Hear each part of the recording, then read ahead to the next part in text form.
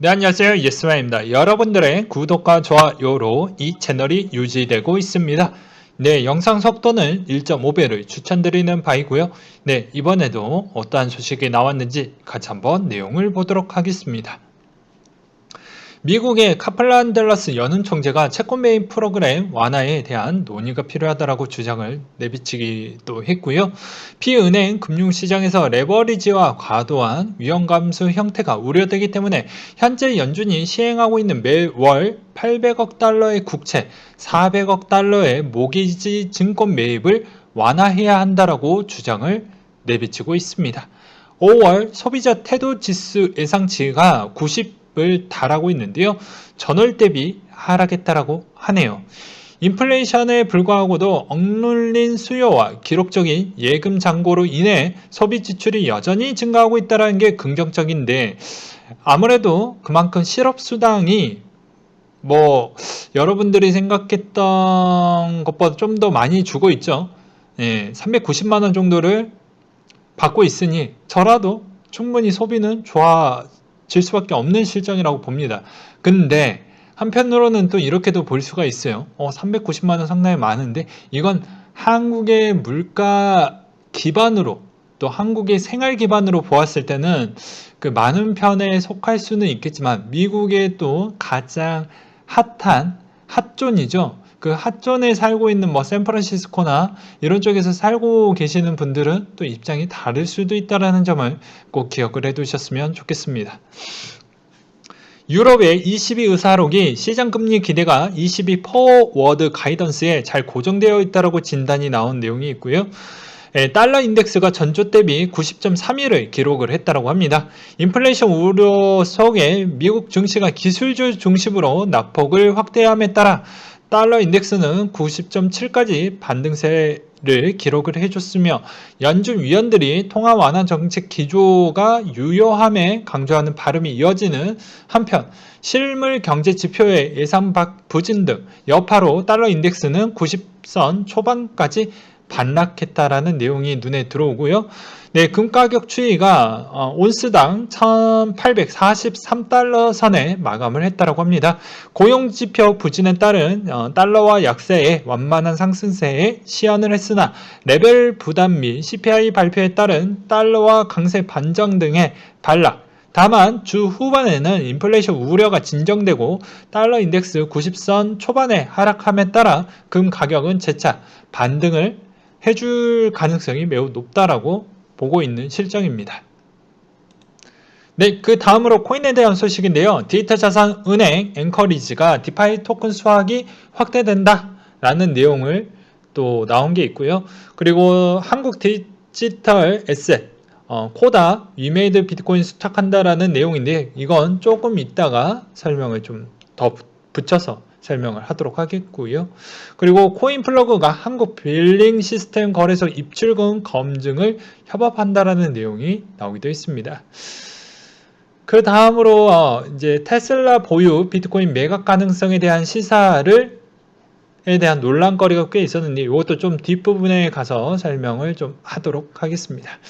자, 애널리스트 비트코인 향후 6개월간 5배 상승해도 이상하지 않는다라고 해서 플랜 B가 이제 이야기했던 부분인데요. 그건 2013년 강세 사이클과 유사한 흐름을 보여주고 있기 때문에 이번에도 약간 조정에 대한 스타트가 좀 더 일찍 끊었던 부분이지 올해에 있어서 아직 상반기 부분밖에 안 갔기 때문에 6개월이라는 기간을 보았을 때는 충분히 가능성이 있을 수도 있다라는 이야기로 좀 했다라는 부분과 그리고 비탈릭이 시바 보유 잔액을 소각을 했다라는 소식, 그리고 스위프트가 엑센추어와 CBDC 논문을 발표를 했다고 하는데요. 요새 기관이든 그리고 중앙은행이든 이런 쪽에서 좀 많이 나오고 있습니다.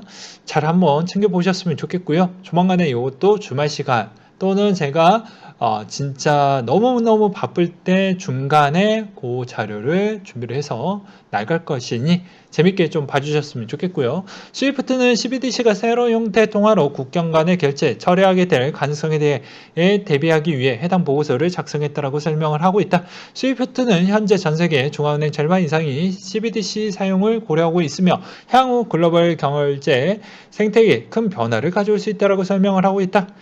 이어 상호 운용성이 CBDC 성공의 핵심이라고 강조를 하고 있으며 플랫폼 트랜잭션 관리 서비스에 대한 새로운 초점이 CBDC 국경 간의 결제 적용, 전세계 40억 계정의 실시간 결제 가능성 및 상호 보안성 등에 대한 심층 분석을 추진할 계획을 갖고 있다고 하는데요. 여기서 살을 조금 더 붙이도록 하겠습니다. 요새 CBDC는 다 사람마다 생각하는 부분이 좀 차이가 많이 나기 때문에 어느 정도 좀 감안을 해 주시면서 들어주셨으면 좋겠어요. 어떤 분들은 어떻게 보면 달러에 대한 공격과 위상을 이제 어떻게 보면 중국의 CBDC가 좀 가져가기 위해서 생각보다 이런 쪽 관점으로 좀 많이 보시는 분들이 꽤 있더라고요. 근데 그 말도 저는 좀 동의하는 부분인데 중국이 너무 대놓고 하기에는 미국에 대한 눈치가 좀 보이기 때문에 제가 보기에는 점진적으로 할 확률이 전 매우 높다라고 봅니다. 그래서 단계별로 뭐 유로화나 엔화나 그리고 영국 파운드 쪽을 조금 더 점유율을 뺏어서 올라가는 전략으로 하는 부분이 되겠고요. 최근에 뭐 각 국가별의 중앙은행들이 이 CBDC 관련되어져 있는 개발과 테스트와 뭐 논문이 좀 많이 나오고 있고 보고서도 같이 나오고 있는 배경은 요새 기존에 있는 이런 통화적 이론에서 한계점이 좀 두드러지게 보여지고 있는 실정입니다. 왜냐하면 솔직히 기초통화를 갖고 있는 국가와 갖고 있지 않는 국가가 할 수 있는 방향성이 너무 적거든요. 그러다 보니까 이런 CBDC라는 수단을 하나를 더 만들어서 어떻게 보면은 더 수단의 한 가지가 더 생기는 거니까 좀 국가의 입장으로 보게 되면 또 어떻게 보면 중앙은행의 어떻게 보면 총재 각 나라별 총재의 그런 걸 또 보게 되면 나쁠 건 없거든요. 수단이 하나가 더 생긴 거니까. 근데 지금의 수단으로는 그런 뾰족한 그런 방향성이 잘 안 나오고 있는 실정이다 보니까 기초통화국 같은 경우에는 그래서 수단을 하나 가져가는 쪽에 대한 방향성을 좀 보고 좀 생각하는 부분과 그리고 유럽 같은 경우에는 하나 더 보는 것 같아요. 그게 어떻게 보면 달러나 나머지에 있는 상대 국가에 있는 CBDC를 잘 이용을 해서 어떻게 보면 통화에 대한 점유율을 0.1%라도 내 것으로 만들 수 있는 전략이 좀 있지 않겠을까라는 생각을 좀 생각을 갖고 있으면서 그런 CBDC 전략 구상을 하는 것 같습니다. 그러니까 뭐 내가 1위를 하겠지 이런 게 아니고 가늘고 길지만 점유권은 조금 더 올리고 싶은 마음 뭐 요 정도까지라고 저는 보고 있어요.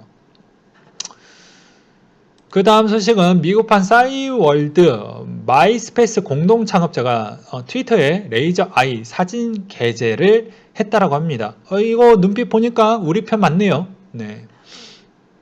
그리고 애널리스트가 머스크 트윗 게시 시점이 기술적으로 절묘하다라고 했는데 테슬라의 비트코인 매도를 하지 않았다라는 트윗 게시 시점으로 기술적 자리인 피보나치가 상당히 또 구간이 뭐 어느 정도 또 절묘하게 맞아 떨어졌다라고 하네요.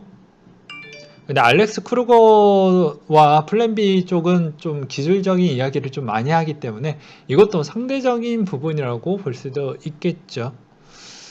그리고 중간에 또 요 이야기 안 하고 넘어갈 수는 없습니다. 이제 얼마 남지 않았습니다. 일주일도 안 남았습니다. 근데 20만 명 정말 채우기가 힘들 것 같아요. 웬만하면 좀 해주셨으면 좋겠는데 왜냐 이게 도달하지 않은 정도라면 뭐 이렇게까지 저도 노력은 하지 않으실 수도 있습니다. 마음은 좀 아프겠지만 근데 진짜 거의 얼마 안 남았거든요. 근데 이거를 놓치는 게 너무 아깝다라고 생각이 들기 때문에 웬만하면은 좀 해주셨으면 좋겠습니다. 그거의 뒷받침 근거에 대해서 해당에 있는 자료는 준비를 못했지만 이게 속보로 어제인가 나왔던 걸로 알고 있어요. 보게 되면 이런 내용이 나왔습니다. 해당에 있는 정부 측에서 해당의 이 암호화폐 쪽에서 어느 쪽이 관리 감독을 좀 할 것이냐에 대해서 금융위와 기재부 쪽과 뭐 기타 등등 여러 쪽에서 너희 어느 부처에서 좀 맡을래? 라는 이야기가 좀 많이 나왔거든요.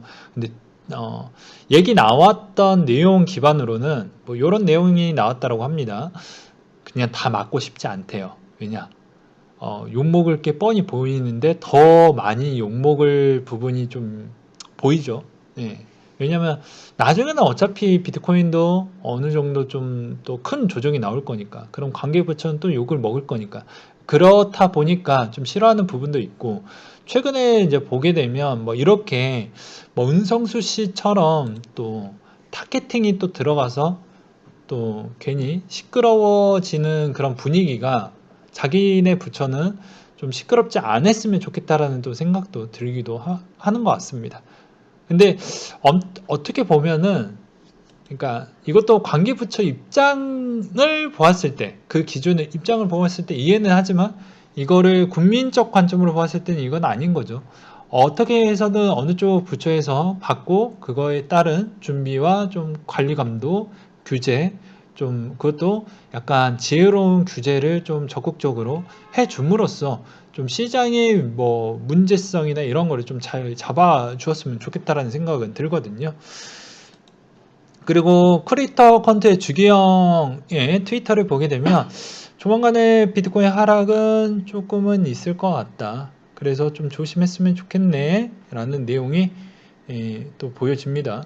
그리고 앨런 머스크가 비트코인 보유 중이라고 했는데 그 전에 이제 트윗의 내용을 보게 되면 뭐 이런 내용이었습니다. 지금의 약세가 좀 보이지 않겠냐 뭐 이런 내용이었는데 결론적으로는 테슬라 쪽이 갖고 있었던 비트코인에 대한 매도는 하지 않았다라는 것인데요. 일부 사람들은 이런 오해를 많이 하고 있습니다.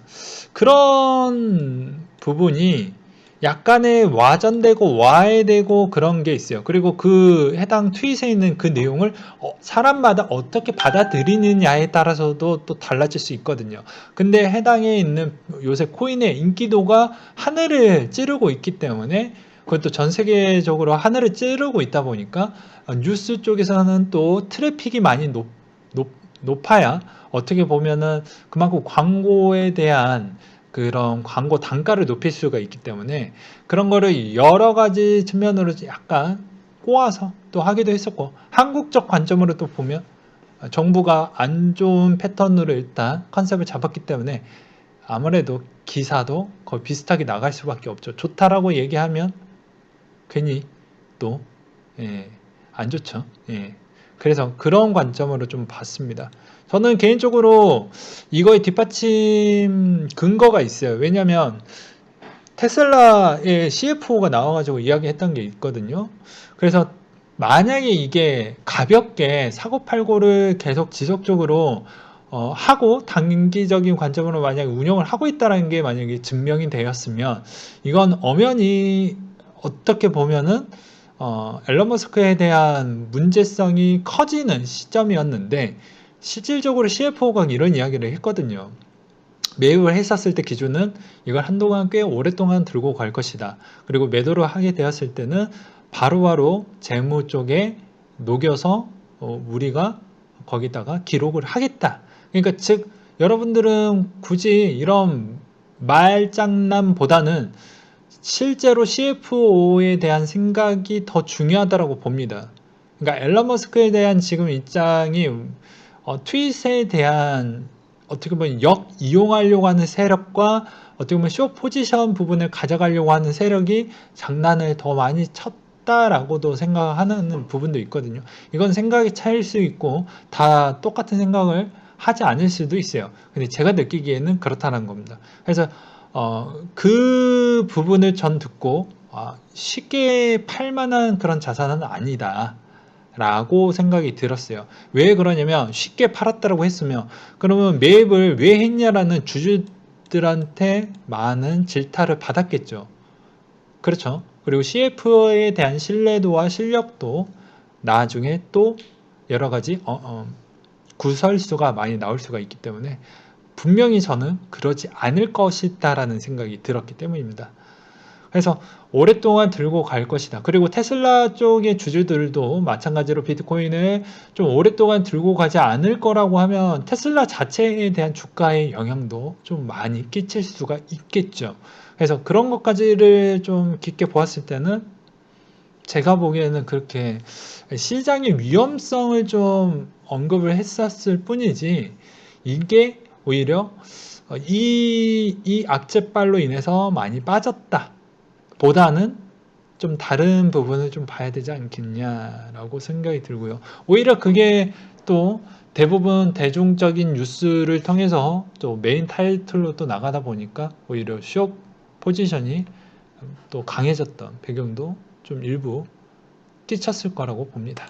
그리고 최근에 뭐 비트코인 캐시가 또 여러 가지 업그레이드 부분이 또 진행이 되면서 우지안에 대한 또 트윗 내용을 볼 수가 있는데요. 도지코인은 세그윗을 구현하지 않습니다. 현명한 결정, 블록 크기를 100배 늘리면 확장이 쉽고 인지리형 복잡성이 줄어든다. 세그윗은 작은 블록에는 좋고 큰 블록에는 좋지가 않습니다. 뭐 이렇게 나오겠는데요. 자, 코인판에 난독증 환자가 많이 있는 것 같아서 내가 조금은 정리를 해주고 싶다. 이분의 주장입니다. 자, 여기서 한 가지 알고 가셔야 할 점은 비트코인은 세그윗이 있는데 세그윗을 통한 비트코인 확장성이 증가가 되었다. 하지만 세그윗을 적용을 하면 블록 크기의 확장을 통해 비트코인은 아식 부스트 채굴 방식이 불가능해진다라는 단점이 생기면서 이를 해결하기 위한 비트코인 캐시가 발생이 되었다. 이는 확장성은 증가가 되었지만 엔지니어적 불편함이 남았고 그러니까 이는 중간 문장의 블록의 크기를 늘리는 것 확장성은 좋지만 엔지니어링의 복잡성이 줄어 비트코인과 같은 불편한 점이 생길 수도 있다라는 말이다. 그 후 마지막 문장에는 세그윗은 작은 블록에는 좋지만 큰 블록에는 좋지 않다라고 말하기도 했다. 이는 얘기한 대로 10배의 도지코인을 블록하기가 커졌을 경우에 지금처럼 세그윗이 없는 게 좋다라는 말이다. 이 간단한 트윗을 제대로 해석하지 못하고 받아들이는 대로 보는 건 좀 바람직하지 않는다라는 내용이 있었고요. 그리고 가상자산 문제 첫 논의, 코인 민심 달래기이다. 라고 해서 뭐 청와대, 뭐 정부 아까 이야기했던 그런 내용입니다. 분위기를 한번 볼게요. 네, 분위기를 댓글을 한번 보도록 하겠습니다. 분위기가 어떤지요? 보게 되면 남자가 비중이 높고 3, 40대가 제일 높다라는 걸 알 수가 있습니다.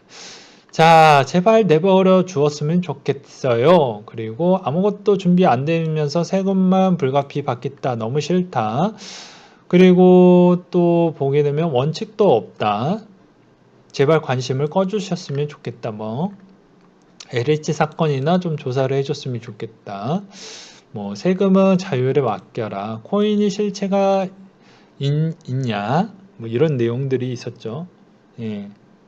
그리고 여기에서도 뭐 보게 되면 뭐 숱한 기회도 있었는데 이제 와서 주무처를 정한다는 소리도 좀 앞뒤가 안 맞다. 그 전에 분명히 폐쇄한다라고 얘기를 했는데 앞뒤가 너무 안 맞지 않냐? 뭐 그런 내용들이 좀 나왔고요.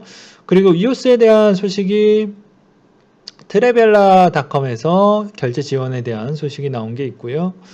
그리고 똑똑한 젊은 세대라면 봐야 되는 글이라고 해서 이 내용 정말 내용이 좋아서 여러분들한테 전달을 드리고 싶어서 한번 준비를 해봤습니다. 기본적으로 밀레니얼 세대의 경우 빈부격차 훨씬 줄어들 것이며 그 이유는 부모 세대의 만큼 큰 부를 일구기가 더 어려워졌기 때문이라고 본다. 여러 명 뭔가의 말이 맞을지도 모른다. 80년대에서 20년, 40년 동안 금융시장이 어떤 성과를 거두었는지 한번 보자. 주식시장 플러스 9,745%, 채권시장 1831%, 현금 412%, 연평균 환산하면 10%, 8%, 4%인데 40년 동안 금융시장이 이런 수익률을 올리는 건 불가능했다. 80년은 금의 자리가 두 자리였었고 주식시장 밸류에이션은 아주 저렴했다. 주택가격은 어떠한가? 90년 이후 주택가격은 21년도 엄청난 상승폭을 포함시키지 않고도 205% 이상 상승을 했으며 요즘 젊은이들은 거의 모든 것이 가격이 더 비싸졌다. 비용, 대학, 주식 등등 여러 가지를 이야기를 하는 것 같고요. 자, 젊은 세대가 이전 세대와 그 돈을 벌지 못하고 있다. 이 차트에 주의할 사항이 많다. 40년 또는 50년에 태어난 사람은 부모님이 세계대전, 스페인 독감, 대공황과 2차 세계대전을 겪어냈을 것이다. 부모님 세대는 절대적 빈곤이죠. 예, 쉽게 이야기를 하면. 자, 하지만 그 빈곤이 너무 심했기 때문에 이 타이밍에 맞춰가지고 돈을 투자하기에도 쉽지가 않았을 거라고 저는 봅니다. 왜냐면 전 세계가 시끄러웠기 때문이죠. 그리고 현재 밀레니얼 세대는 인생의 같은 단계에서 볼 때 베이비붐 세대보다 재산 규모가 훨씬 뒤처지고 있다. 애초에 같은 단계에서 베이비붐 세대가 밀레니얼 세대보다 훨씬 더 큰 파일을 가지고 있다. 여기는 몇 가지 이유가 있다. 교육을 더 많이 받았기 때문이고 사회생활을 시작했던 시점이 더 늦었다. 그리고 결혼 가정을 꾸리고 집 사는 일도 나중에 시작을 했다. 거기에 금융위기가 더해졌다. 전체적으로 부모 세대가 젊은 세대가 부를 일구는 일이 날이 갈수록 훨씬 더 어려워질 것이다. 반면 일부는 극단적인 부를 쌓는 것이 지금처럼 쉬워진 때도 없다라고 주장을 하고 있다. 최근 폴 그레이엄은 과거와 지금의 비교해 부자가 되는 방식에 대해서 이렇게 썼는데, 자, 82년 가장 흔한 부의 원칙은 상속이었고 부유한 100명이 60명이 조상으로부터 재산을 물려받았다. 그리고 2020년이 되자 상속의 비중은 절반이 줄었고 가장 부유한 100명에 27명이 불과했으며, 그렇다면 어떻게 부를 쌓아 왔었을까? 4분의 3이 창업이었고 4분의 1이 투자였다. 이 부분이 진짜 중요해요. 네.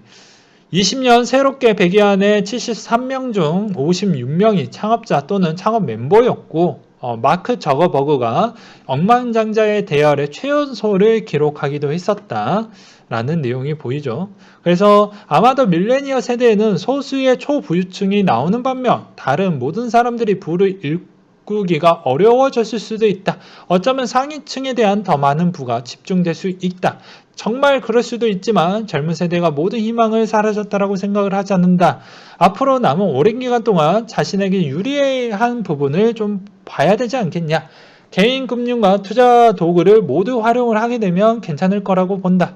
원문 피우스 책 도둑 앤 매거진에서 나왔던 내용이라고 합니다. 한 나라의 금융수장이 암호화폐는 잘못된 길이라며 젊은 세대를 기회를 받고 있고 어른들이 알려줘야 된다. 이런 이야기를 또 하기도 했어요.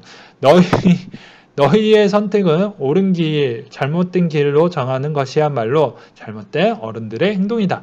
너희는 지금 생존을 위한 다양한 선택 중에 하나를 하고 있는 것은 형들이 응원을 한다. 이런 내용도 있네요. 저는 이런 내용을 보면서 저는 와닿았던 게 과연 젊은 청년들이 이 세계에 대한 세계관에 대해서 이해도가 얼마나 높은 세계관인지 저는 오히려 여쭤보고 싶습니다. 그러니까 즉 이 말의 의미는 무엇이냐면 게임할 때는 그 세계관의 이해와 그 레벨을 어떻게 빨리 올려야 되는 것에 대해서는 잘 아는데 현실 세계에 대한 세계관에 대해서 이해도를 많이 높이려고 하지 않으려고 하는 것 같아요. 그러니까 즉 자본주의적 사고를 갖고 있어야 좀 더 내가 그만큼 빠른 부를 갖고 빠른 여유를 가질 수가 있는데 자유를 얻을 수가 있는데 그렇지 않는다는 것이죠. 그리고 현 시점에 대해서 너무 또 현재 기반형에서 지금 이 시간 이 시점이 더 중요한 것도 사실이긴 하지만 한편으로 그런 소중한 시간에 너무 많은 또 과한 소비도 약간은 좀 문제가 되지 않았을까. 그래서 오히려 시간이 지날수록 더더더 갭 차이가 더 벌어지는 거 아니겠냐라는 생각도 들기도 했었고요. 그리고 마지막으로 이런 이야기를 좀 해드리고 싶습니다. 자본 자체 주는 그 두려움은 나이를 먹을수록 더 커져요. 네, 그리고 이 자본이라는 이 세계관이 자기가 원하는 부분을 이제 이루지 못하는 부분도 꽤 있습니다. 그래서 수단으로 꼭 어느 정도는 좀 만들어내야 된다라는 것에 좀 집중을 해주셨으면 좋겠고, 이 세상에서 편리한 거를 만들어내는 사람들이 부자 될 자격이 있는 것인데, 그걸 또 이상하게 또 바라보시는 분들도 좀 있더라고요. 그래서 그런 사람들은 과연 이 세상에서 편리한 거를 내었다라고 하면 그 입장이 또 바뀌겠죠. 그래서 사람은 좀 간사합니다. 내가 어느 위치에 있느냐에 따라서 그쪽을 좀 지지하게끔 되어져 있어요. 아무튼 뭐 약간 좀 재미없는 이야기를 좀 했고요. 2억 달러치 비트코인 매입했던 스퀘어 당분간 추가 매입은 없을 것이다 라고 이야기를 했는데요. 뭐 최고 재무 책임자가 이야기를 했다라고 합니다. 근데 스퀘어는 저는 별로 좋아하진 않아요. 왜냐면 뭐 예를 들어서 마이크로 스트래티지만큼은 아니겠지만 그래도 코인이 좀 안 좋을 때마다 이렇게 좀 사주는 그런 커넥션을 좀 보여주는 게 맞다라고 보는데 그렇지 않았다는 것이죠. 그리고 생각보다 그렇게 많이 또 사지도 않았습니다. 그래서 제가 별로 잭도시에 대한 생각은 너무 상업적인 측면이 좀 더 짙다. 저는 이렇게 보고 있거든요. 물론 이것도 각자의 생각마다 다르겠죠. 그런 이야기를 좀 드리고 싶었고요. 기업 간 암호화폐 수탁 첫 사례가 나왔습니다. 위메이드 코다 비트코인 수탁인데요. 이건 상당히 의미가 있습니다. 이게 왜 그러냐? NFT 여러 가지에는 게임, 뭐 거래소 부분 이런 부분을 적극적으로 추진을 하고 있다라는 것과 그리고 이제 커스터디가 한 곳이라도 제대로 잘 돌아간다라고 하면 그래도 많은 자금이 또 한 곳에서 잘 안착화가 될 수 있는 초입부라고 저는 보고 있기 때문이죠. 그래서 저는 나쁘지 않는다라고 보고 있는 실정입니다. 그리고 비트코인 이더리움 온체인 데이터 동향, 거래 수수료 하락, 비트코인 점유율 30%대, 템 루트 진행 상황 등등 여러 가지 내용이 나왔는데요. 같이 한번 좀 보도록 하겠습니다. 시가총액 20위 등락률 상위를 보게 되면 폴리곤, 에이다, 폴카다, 스텔라, 이더리움이 가장 좀 강세를 보여줬고 해시레이트 다시 급락 부분에 대한 뭐 이야기도 나오기도 했습니다. 근데 해시레이트 치면은 뭐 여러 가지가 있겠죠. 아무래도 ESG에 대한 영향성도 좀 피해 갈 수는 없다라고 보는 실정입니다. 최근에 한국전력에 대한 예시를 이게 적절한 예시일지는 모르겠지만 그래도 전기와 좀 밀접한 관계가 있으니까 전기를 만들어내는 한국전력이 블랙록이 소명 자료를 요구를 했습니다. 너희 왜 석탄을 아직도 쓰려고 하냐? 석탄 사업을 왜 줄이지 않냐? 소명 자료를 내놨으면 좋겠습니다. 내놓지 않았을 때 일정 기간 안에 우리는 지분을 다 매각을 하겠습니다.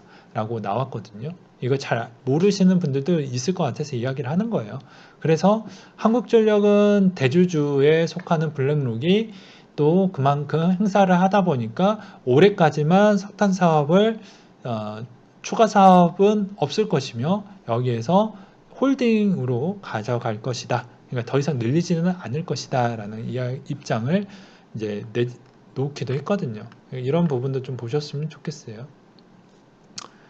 그리고 템 루트 채용률을 보게 되면 순조로운 모습을 보여주고 있다라고 합니다. 네. 그리고 비트코인 선물 미결제 약정을 보게 되면 3월, 4월 OI는 점차 감소하는 추세를 보여주고 있다라는 내용과 그리고 이더리움 온체인 스테이킹 금액은 계속 증가를 해주고 있다고 하네요. 아무래도 그만큼 디파이에 대한 영향성 그리고 담보를 거쳐서 그렇게 또 해줬던 성장 동력도 일부 끼쳤다라고 저는 생각이 듭니다. 그리고 NFT도 뭐 그렇게 나쁘지는 않아요. 예, 저는 그렇게 좀 보고 있습니다. 그리고 하루 거래에 20조 암호화폐 거래소 존폐 스타트업 직원 10명이 좌우하게 된다라고 되어져 있는데요. 대부분 중소거래소는 다 그래요. 어쩔 수가 없습니다. 그래서 제가 하지 말라고 매번 이야기를 했죠. 그리고 어디 공사판인지는 모르겠지만 어디 철골에서 올라와서 자살 서동이 있는데 아마 그분이 코인과 연결되어져 있는 인물이라고 하더라고요. 아마 개인 투자자인 것 같은데 그 올라가서도 휴대폰에 있는 부분을 또 오랫동안 또 지켜보고 있어요. 예, 그래서 그런 거 보면 또 안타깝습니다.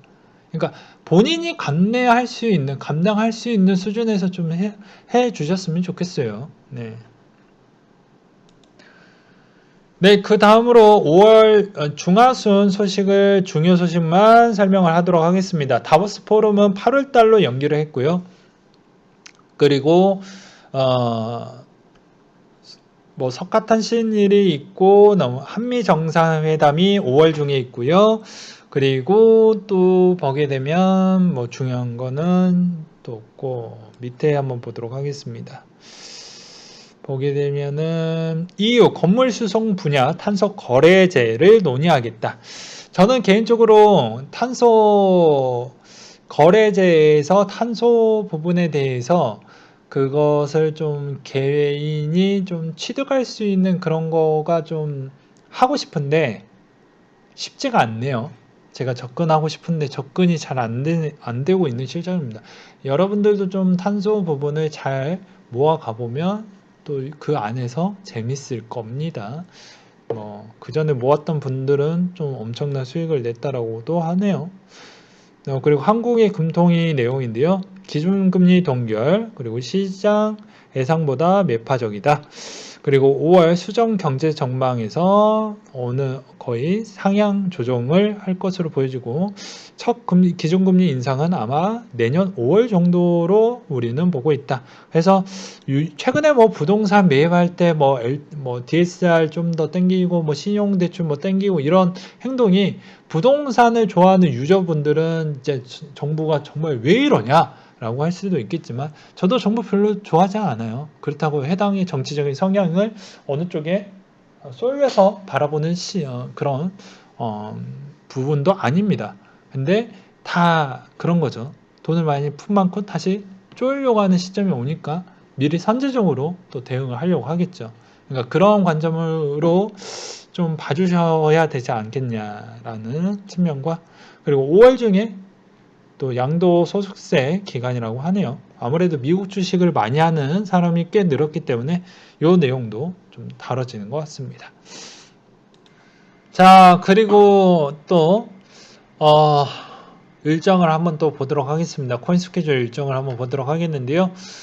중요한 부분만 이야기하고 넘어가도록 하겠습니다. 자, 갤럭시 수압이 17일 날 있었었고요. 그리고 또 보게 되면 파일코인이 18일 날 커뮤니티 모임이 있었다라고 합니다. 그리고 그 다음 페이지를 또 넘겨서 보게 되면 미더비 또 있고요. 파일코인 그리고 스토리치가 또 어디 디지 파이낸스에서 성장을 한다라는 소식이 있었고요. 그 다음으로 또 드래곤 체인에 대한 소식이 18일 또 있네요. 그 다음 페이지를 또 넘겨서 한번 보도록 하겠습니다. 자, 보게 되면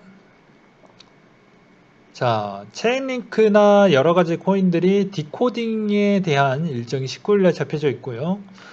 그 호라이즌이 컨퍼런스가 19일날 있다라고 합니다. 그리고 그 다음 페이지를 넘겨서 또 보도록 할게요. 크립토닷컴에 대한 로드맵이 20일날 나오고요. 왁스의 NFT 출시가 20일날 나온다고 합니다. 네. 그리고 리스크에 대한 일정이 또 21일날 있고요.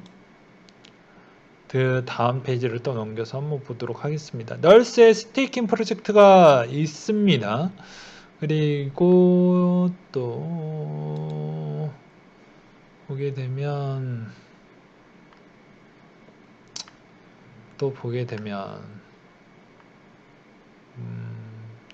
별거 없네요. 네, 오늘은 한 요 정도까지만 설명을 드리고 마무리를 지어보도록 하겠습니다. 네, 이상으로 마치도록 할게요.